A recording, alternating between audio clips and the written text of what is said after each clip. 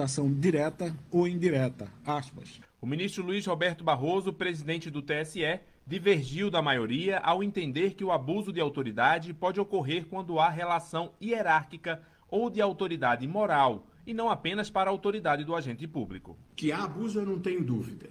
Se esse tipo de abuso deve ou não ser enfrentado no âmbito do direito eleitoral, é uma questão que eu acho que pode e talvez deva ser considerada, mas em outras circunstâncias. Barroso defendeu que este não seria o julgamento adequado para definir a questão do abuso de poder religioso. O tribunal analisava o recurso de uma vereadora de Lusiânia, município goiano. A parlamentar teve o mandato cassado pelo Tribunal Regional por pedir votos no Templo do Pai. Por unanimidade, o TSE derrubou a decisão do Tribunal Eleitoral de Goiás por entender que o Ministério Público não apresentou provas suficientes que justificassem a cassação do mandato da vereadora. A lei das eleições proíbe a propaganda política em templos religiosos ou doações de instituições religiosas a políticos e partidos.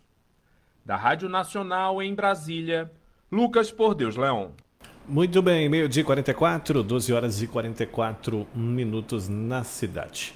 Após bebedeira, mulher mata marido a facadas em Ji-Paraná. Pois é, triste realidade, tudo por causa de resolver tomar umas e outras, né? E aí vem aquelas questões dos problemas, né?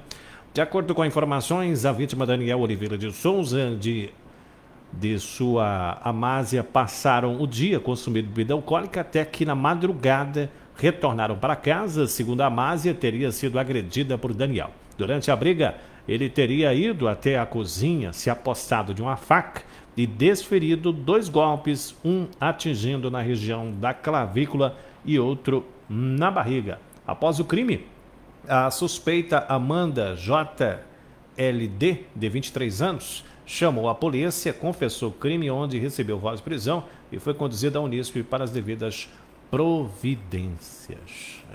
Pois é. Aí depois da cachaça, o que aconteceu, hein? Aí é que vai cair a ficha do problema que entrou, né? A fria.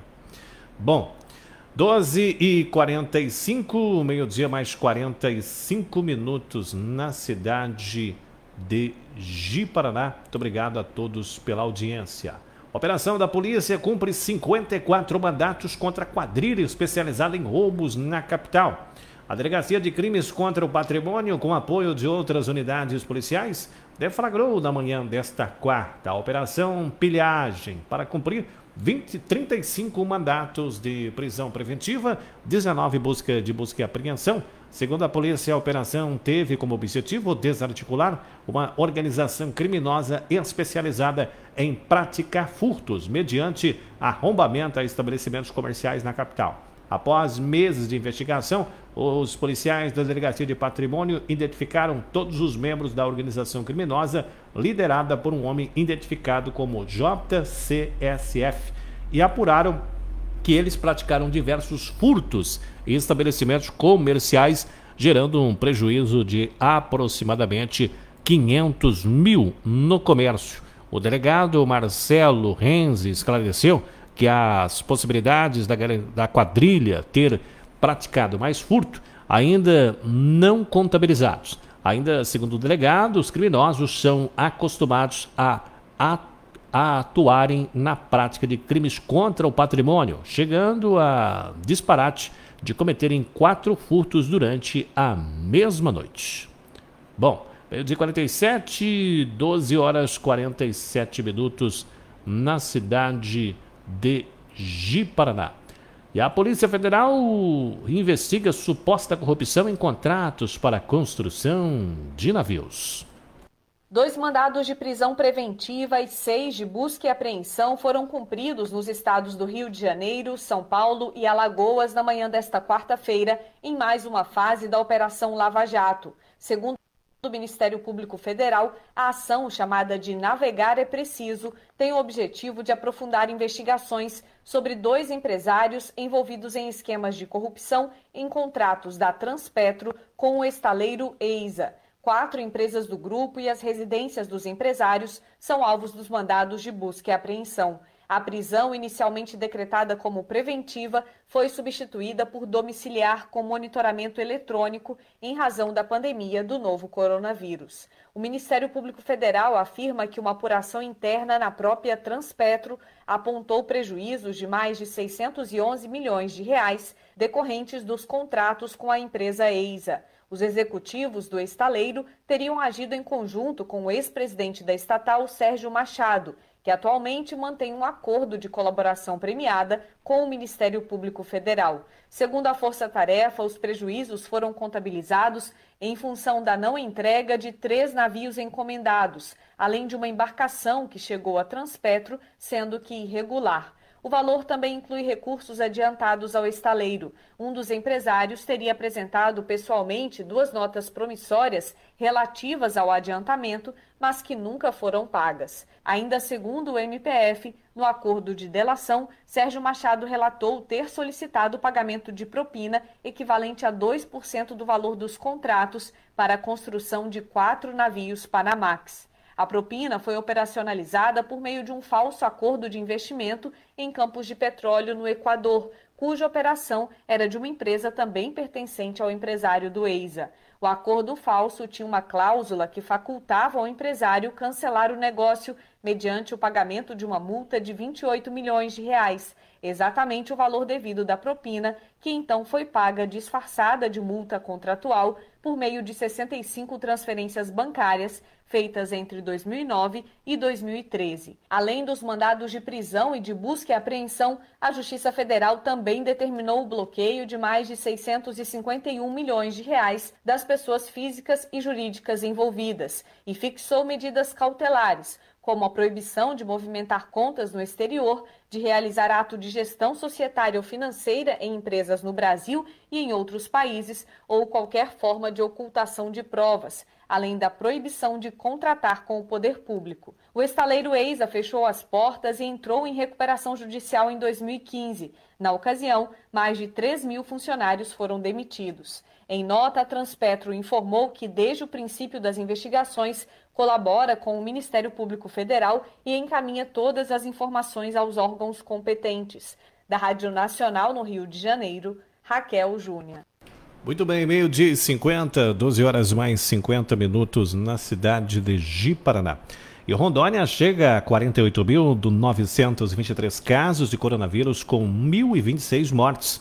Os dados são da Agência Estadual de Vigilância em Saúde e da Secretaria de Estado da Saúde. Até o momento, são 48.923 pessoas que testaram positivo para o coronavírus. Desses, 40.924 pessoas estão recuperadas, ou seja, representa 84% do número de pessoas infectadas. Nesse momento, temos 16% dos 48.923 que estão infectados ainda com o vírus.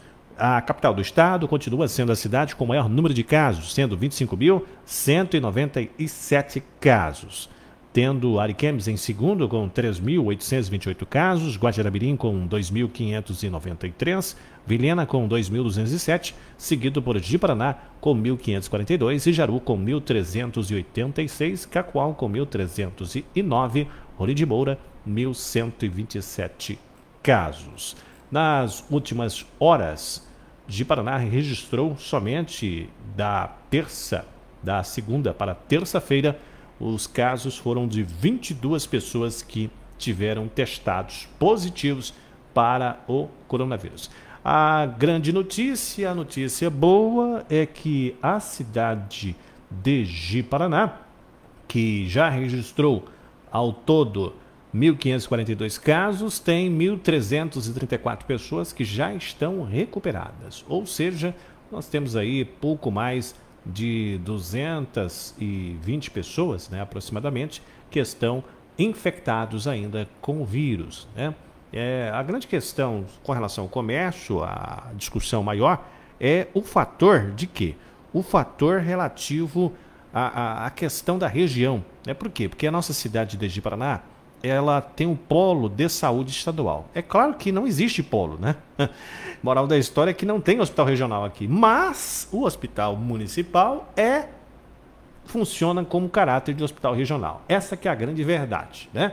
Aí, então, o que acontece? Se aumentar o número de infectados nos municípios em volta, né, contabiliza isso tudo no número de região. Então, está errado essa contabilidade aí que o governo está fazendo, né? Tem que fazer o quê? Tem que fazer um parâmetro aonde que cada município tem um parâmetro legal. Por quê? Para não infectar os problemas, né? Porque você tem dois problemas. Você tem um problema de saúde pública, você tem um problema da economia. Então, são duas coisas que o governo tem que saber lidar com isso, porque senão realmente os problemas serão maiores, né? E cada vez vai acarretar mais. Por quê? Porque o cidadão ele precisa, né, de economia, ele precisa de ter trabalho, ele precisa ter dignidade. O empresário precisa, né, movimentar, vender, né, aquecer o comércio, né? A população precisa comprar e assim movimentar, girar a economia, né? Porque senão também você vai ter dois problemas aí. Você vai ter o problema da saúde e você vai ter o problema da economia. Bom, agora 12h53, 12 horas e 53 aqui na cidade de Ji-Paraná. O preço do boi gordo registra baixa nesta quarta-feira. Vamos aos indicadores econômicos do mercado agrícola. Como está os preços e valores do mercado agrícola? Indicadores econômicos.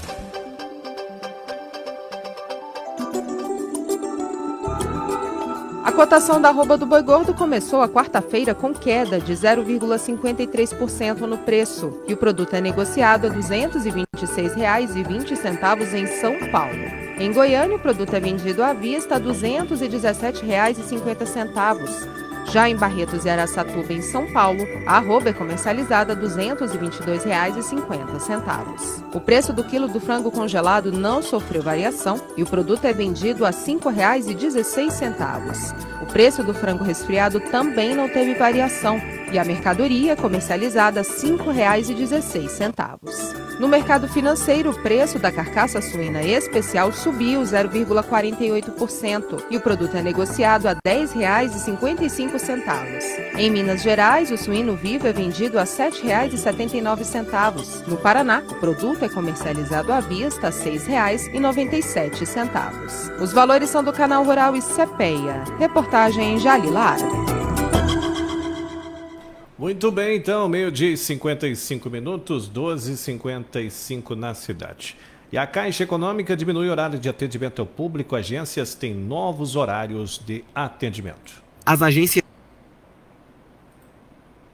As agências da Caixa Econômica Federal já estão funcionando em novo horário. Desde essa terça-feira, o atendimento ocorre das 8 da manhã à 1 da tarde. Antes, as agências ficavam abertas até às 14 horas. Mesmo com a redução no horário, o banco reforça que as pessoas não precisam madrugar nas filas, pois todas as pessoas que chegarem às agências durante o período de funcionamento vão ser atendidas. A Caixa destaca que os cidadãos podem movimentar o saque emergencial do FGTS e o auxílio emergencial pelo aplicativo Caixa Tem. Além disso, os usuários que precisam atualizar o cadastro podem enviar a documentação pelo aplicativo. Reportagem Felipe Moura.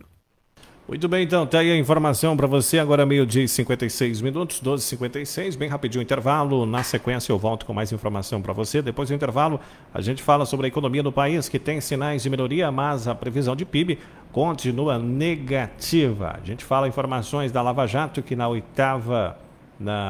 em mais uma edição, né, da Lava Jato, foi preso aí várias pessoas. Na análise do Gileno Cerqueira, ele comenta esses assuntos para você aqui na programação. E depois do intervalo tem mais informação também. Tem a informação de uma quadrilha alvo de operação da Polícia Civil, que era especializada em roubar estabelecimentos comerciais. Depois do intervalo tem essa e outras informações aqui no nosso Virou Notícia.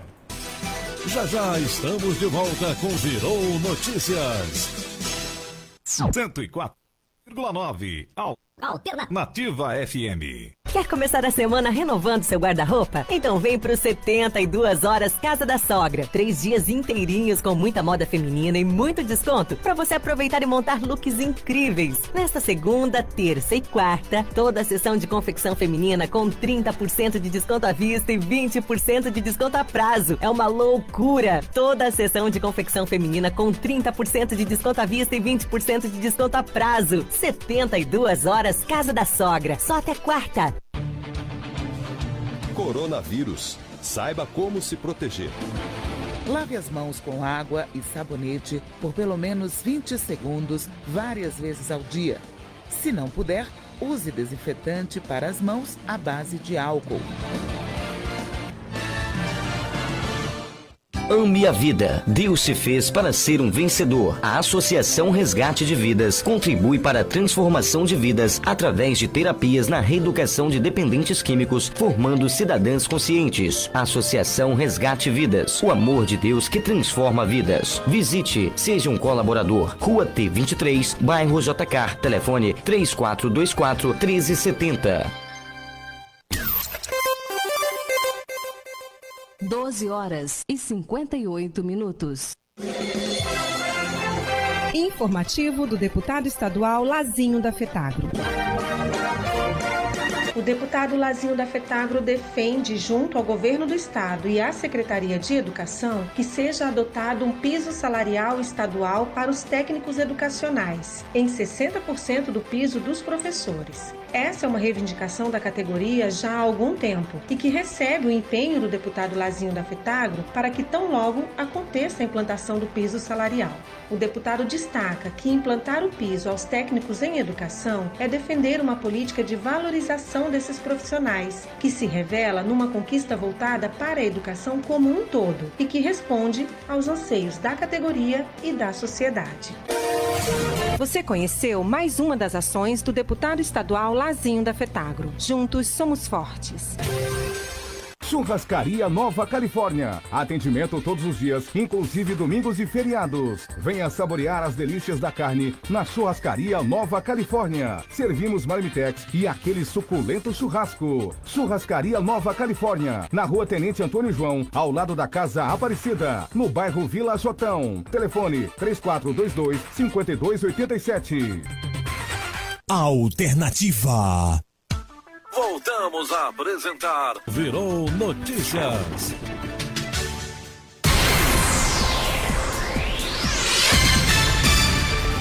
Agora 1h no estado de Rondônia. Grande abraço aos amigos que acompanham a nossa programação aqui do Virou Notícia na Alternativa FM. É um prazer saber que você está ligado conosco. A Polícia Rodoviária Federal identifica passageiro em ônibus de saúde transportando cocaína. Pois é. O homem estava que era transportado através de um ônibus da prefeitura do município de Metamoeno, trazia droga ilícita em seus pertences pessoais. A Polícia Rodoviária Federal, em Ji-Paraná, interceptou na manhã desta terça um carregamento de cocaína que poderia render cerca de R$60 mil aos criminosos. Em fiscalização de transporte coletivo, uma equipe abordou um ônibus do Fundo Municipal de Saúde de Pimenta Bueno, que faz o transporte de pessoas que precisam de assistência médica na capital, e encontrou na bagagem de um dos passageiros uma embalagem contendo 1,640 kg de cocaína. O infrator encaminhado preso à polícia disse que veio à capital para atendimento médico ortopédico e já aproveitou para transportar droga, né? Só pode essa história toda aí, viu? Uns negócios assim que é lamentável, né? Um cidadão que deveria, né, cuidar, né, do bem público, né, de um veículo que na verdade é feito, né, para transportar pessoas com problema de saúde, resolve fazer um ato de desordem desse, né? Felizmente é uma situação delicada. A economia do país tem sinais de melhoria, mas a previsão do Produto Interno Bruto continua negativa, avalia a FI. A instituição fiscal independente relaciona o índice do crescimento industrial no mercado nacional, né, para transportar pessoas. Muito bem, 1h mais 2 minutos, vamos à informação aqui no Virou Notícia. Segundo a instituição fiscal independente, a IFI, a economia brasileira começa a se recuperar da crise do novo coronavírus. A previsão de queda no PIB no segundo trimestre passou de menos 10,6% para menos 8,8%. A menor previsão de queda deve-se a uma melhora no índice de crescimento industrial, que foi de 8,9% entre maio e junho, e de serviços, que foi de 5%. Segundo o relatório, apesar da tendência de recuperação, o cenário ainda é de incerteza, principalmente pela piora nas condições do mercado de trabalho e pela dúvida sobre como a economia vai reagir ao fim de estímulos criados durante a pandemia. De acordo com os cálculos da IFI, o combate ao Covid-19 vai continuar pressionando as contas públicas. Isso porque houve aumento de 40% nas despesas primárias nos 6 primeiros meses de 2020. Reportagem Daniel Marques. Muito bem, 1 da tarde, mais 3 minutos, 1h03. PEC dos fundos públicos está pronta para ser votada pelo Senado Federal. O documento aguarda apenas a inclusão na ordem do dia para ter a primeira sessão de discussão, ou seja, a votação em primeiro turno. A proposta de emenda à Constituição 187/2019, conhecida como PEC dos Fundos Públicos, está pronta para ser votada pelo Senado. De iniciativa da equipe econômica do governo federal, na prática, a PEC acaba com mais de 240 fundos públicos infraconstitucionais, ou seja, criados por leis e não previstos pela Constituição. O objetivo dessa manobra é liberar cerca de 220 bilhões de reais que podem ter como destino o pagamento da dívida pública. É o que defende o vice-líder do governo, Chico Rodrigues, do Democrata de Roraima, afirmando que essa é uma forma de flexibilizar o orçamento da União. A extinção dos fundos deve-se especificamente ao fato de que esses recursos carimbados, eles ficam parados em função da falta de projetos. Então, trata-se hoje de extinguir 244. Esses fundos constitucionais do Norte, do Nordeste, do Centro-Oeste, o Fundeb e o Fundo Nacional de Saúde, eles serão mantidos. De opinião contrária, a análise do professor do Departamento de Economia da Universidade de Brasília, a UNB, José Luiz Oureiro, diz que essa PEC não vai trazer benefícios para a população e nem vai ajudar a reduzir as contas do governo. Do ponto de vista da dívida líquida, você extinguir os fundos ou não faz a menor diferença do ponto de vista da dívida líquida. E, como disse recentemente o presidente do Banco Central do Brasil, Campos Neto, é o conceito relevante de dívida pública no caso brasileiro. Portanto, a PEC dos fundos públicos não tem nenhum efeito sobre a dívida bruta do governo. Agora, além dela não ter efeito nem sobre o resultado primário e nem sobre a dívida bruta, ela destrói toda a institucionalidade de gestão das políticas públicas que foi construída nos últimos 30 anos. A proposta de emenda à Constituição 187/2019 aguarda apenas a inclusão na ordem do dia para começar os debates e ter a votação em primeiro turno. Reportagem Janari Damascena. Muito bem, 1 da tarde, mais 5 minutos, 1h05 aqui no seu Virou Notícia na Alternativa. É sempre um prazer saber que você está ligado aqui na nossa programação. De segunda a sexta-feira, sempre a partir do 12h15. A gente tem um encontro marcado com você aqui na sua rádio Alternativa FM. Quadrilha alvo de operação da Polícia Civil era especializada em roubar estabelecimentos comerciais. 13 pessoas foram presas até às 11 horas desta quarta-feira durante a Operação Pilhagem, deflagrado pela Delegacia de Crimes contra o Patrimônio, para desarticular a organização criminosa especializada em práticas de furtos, mediante arrombamento a estabelecimentos comerciais. No total, 35 mandatos de prisão preventiva, 19 de busca e apreensão. De acordo com o delegado que coordenou as investigações, Marcelo Rezem, a associação criminosa praticava furto de loja localizados em vários pontos da cidade, principalmente na região central, durante a madrugada. Loja de roupas, utensílios domésticos, material de construção eram alvos dos criminosos, explicou o delegado de polícia. Quando são 1 da tarde, mais 7 minutos, 1h07 aqui no seu Virou Notícia. Lembrar você, o nosso WhatsApp é o 34215085. para você mandar a sua mensagem de texto, de áudio para nós. Você participa de toda a programação da Alternativa FM deixando o seu WhatsApp aqui no 3421 5085. É o WhatsApp da Alternativa, você pode interagir conosco, beleza? Tá dito então. Pode deixar aí a sua mensagem de áudio, de texto para nós. Fique à vontade para participar de toda a nossa programação aqui da sua rádio Alternativa FM. Agora 1 da tarde, mais 7 minutos, 1h07 aqui no seu Virou Notícia. Grande abraço aos amigos que acompanham a nossa programação ali no bairro São Cristóvão, os amigos do bairro Riachuelo, o bairro São Pedro, que acompanham também aqui a programação do nosso Virou Notícia. Vamos à análise do Gileno Cerqueira, que comenta acerca da Lava Jato no dia de hoje, mais uma operação então da Lava Jato. Vamos à análise do Gileno, já eu volto com as últimas. O nosso podcast de hoje, com o Ayrton Santos, vamos falar da Operação Lava Jato. A Operação Lava Jato chegou à fase 72. Parece que quanto mais velha fica, mais novidade tem. Nos arquivos da Lava Jato tem coisas que vocês duvidam. Por isso que o Ministério Público Federal, a Procuradoria-Geral, está querendo saber o que tem lá. Diz que são mais de 3 terabytes de informação que o próprio Ministério Público Geral não tem. E essa força-tarefa tem. Então surgiu um nome novo. Germain José Eframovic, o ex-dono da Avianca. A Avianca, na verdade, é a empresa de aviação, mas só que o problema não está na Avianca nem na aviação.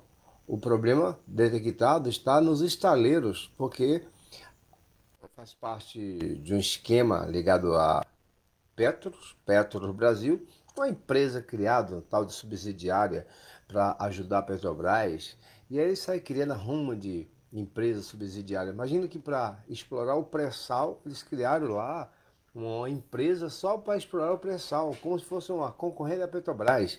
E eles vão nomeando gente, gastaram dinheiro antes do pré-sal. E nesse esquema todo montaram um jeito de como gastar o dinheiro da Petrobras na instalação de navios. Foi lá que o Eike Batista enriqueceu muita gente e era fatiado por partido. E o PMDB, a parte dele, era essa perna no negócio da Petrobras chamado Transpetros. Cuidava somente da questão naval. E aí esse dono da Avianca resolveu investir nessa área. Na verdade, investir, né, entre aspas, com dinheiro público, BNDES, essa coisa toda. E a Federal agora pegou eles com a boca na botija. Ora, a Força Tarefa de Curitiba determinou isso. E eles foram presos em São Paulo e a Força Tarefa em vários estados, mas o grande centro dessa operação é São Paulo. E por que a Força Tarefa de São Paulo não fez? Porque lá é a Força Tarefa que talvez menos trabalhe. Somente Curitiba é a número 1 e a do Rio de Janeiro, no caso com Breta, a que mais também movimenta, inclusive com o clã do Cabral. A gente vê, mais uma vez, que a Força Tarefa pega respaldo, que a Lava Jato não pode parar. E se a gente olhar essa briga do Dallagnol, ou seja, as pessoas querem tirar o Dallagnol, porque cortaria a cabeça da investigação. Interessaria muita gente tirar o Dallagnol. É claro que ele é amigo do Moro, mas não pode personificar uma força-tarefa e nem tampouco a instituição com medo de que pode causar louros políticos para outra determinado corrente. Não pode Bolsonaro também ficar com medo disso, e o Bolsonaro não manda na Força Tarefa nem na Polícia Federal. O certo é que a mídia tenta fazer com que as coisas se desqualifiquem pela ótica política, mas a gente tem que combater a corrupção, seja de que lado for. E nesse aspecto, a Força Tarefa de Curitiba tem mostrado uma grande realmente eficácia. Está aí mais uma operação da Polícia Federal na rua, cumprindo a missão salutar. Esperamos que os desembargadores, ou seja, que os juízes de plantão em Brasília, eu digo ministros do Supremo, não derrube no habeas corpus, até às vezes preventivo, que chega lá, tira a foto e já manda embora. É preciso punir com rigor pedagógico para que possa o Brasil ser passado a limpo. Eu sou Gileno com G de Governo. Tudo bem, então, tá aí a participação do Gileno Cerqueira, quando são 1 da tarde, mais 12 minutos, 1h12 na cidade de Ji-Paraná, aqui no coração do estado de Rondônia. Obrigado a você que nos dá o prazer da audiência, os amigos que acompanham a nossa programação ali no bairro Nova Brasília, todos que estão com a gente no bairro Jorge Teixeira também, que acompanham a programação aqui do nosso Virou Notícia, aqui pela Alternativa FM. De segunda a sexta-feira a gente se encontra por aqui na Alternativa FM. Olha, esposas de detentos cobram direito à visita durante a pandemia. Agora, 1 da tarde, mais 13 minutos na cidade de Ji-Paraná. Na manhã desta quarta-feira, esposa de detentos que cumpriam pena em unidades prisionais da capital realizaram uma manifestação em frente ao Centro Político Administrativo, CPA, para exigir o retorno das visitas íntimas, as visitas, né, aos presos, entre elas a íntima. As visitas foram proibidas pelo governador Marcos Rocha por decreto em decorrência da pandemia do Covid-19. De acordo com o governo, essa medida foi tomada para impedir o avanço de infecção do coronavírus dentro das penitenciárias, preservando os presos e profissionais da segurança pública. E a última informação, estudantes têm até esta quinta para participar da lista de espera do ProUni. Termina amanhã, dia 20, o prazo para as inscrições na lista de espera do programa Universidade para Todos, ProUni, para o segundo semestre deste ano. Os estudantes que não forem pré-selecionados em nenhuma das duas chamadas regulares poderão participar, manifestar o interesse em participar desta última etapa de seleção.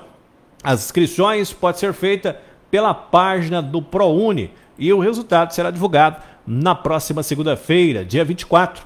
De acordo com o Ministério da Educação, a lista de espera será única para cada curso e turno de cada local de oferta, ou seja, não haverá classificação por modalidade como por cotas, por exemplo. Para participar da lista de espera para o curso correspondente, a primeira opção de inscrição, o candidato que não tenha sido pré-selecionado em nenhuma das chamadas regulares ou tenha sido pré-selecionado para a sua agenda opção de curso, mas por motivo de não formação de turma tenha sido reprovado. Mais informações, prouniportal.mec.gov.br. Repetindo, prouniportal.mec.gov.br. Você coloca aí nos buscadores da internet, ProUni, né? E aí você acha lá esse portal, tá? prouniportal.mec.gov.br.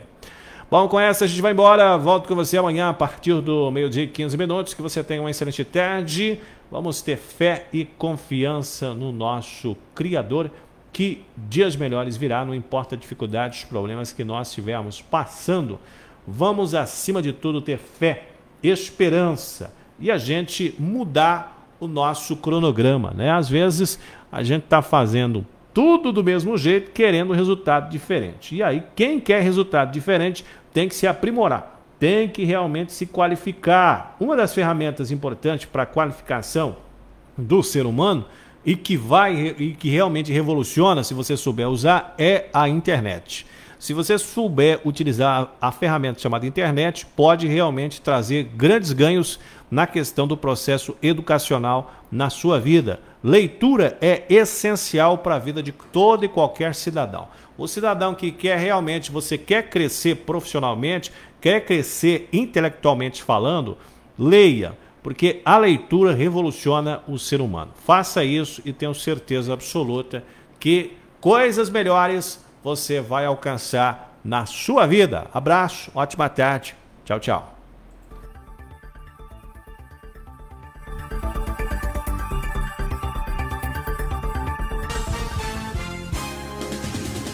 Você ouviu Girou Notícias. A informação com credibilidade, só aqui na sua rádio.